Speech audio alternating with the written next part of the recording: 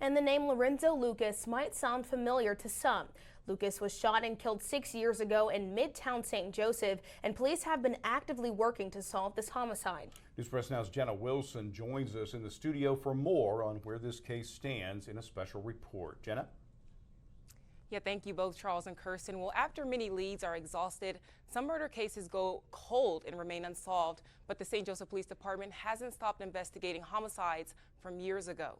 I spoke with one mother who's still been in touch with the department years after her son Lorenzo's death, and detectives are hoping to bring justice to this family. Today, St. Joseph Police released more information on last night's fatal Midtown shooting. Police say 24-year-old Lorenzo L. Lucas was the man fatally shot at 2407 Lafayette Street. March of 2018, Lorenzo Lucas, who was 24 at the time of his death and a father of two, found shot dead inside of a minivan. 6 years later, Lucas's family is still searching for answers. It was difficult initially, but we're, healing through the process.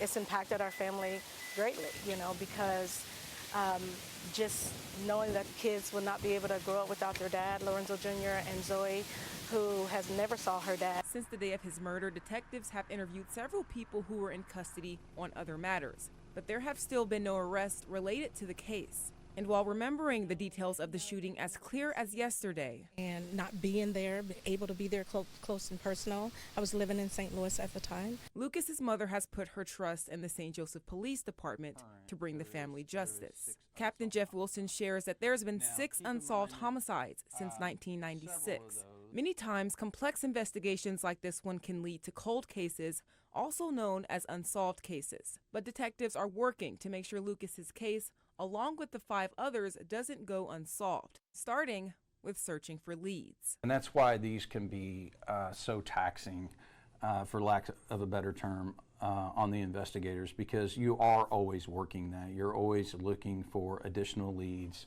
to pursue in one of these types of cases. As officers continue to investigate, sometimes crimes may eventually reveal themselves. We still talk to the prosecutors, see if there's anything that's come along that we could look into to reopen this case and reinvestigate some things.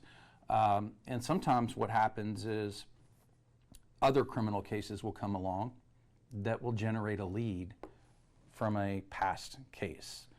And that's happened more times than not. For investigators and victims, solving these cases become an emotional investment that remains. During that process, I had developed great relationships with members of crime victim families, and I really feel a strong need to fight for them and help them find the peace that they deserve. The detectives are working diligently on this case, and they have some new leads, and they'll be closing in on those who are responsible. Reporting for News Press Now, I'm Jenna Wilson.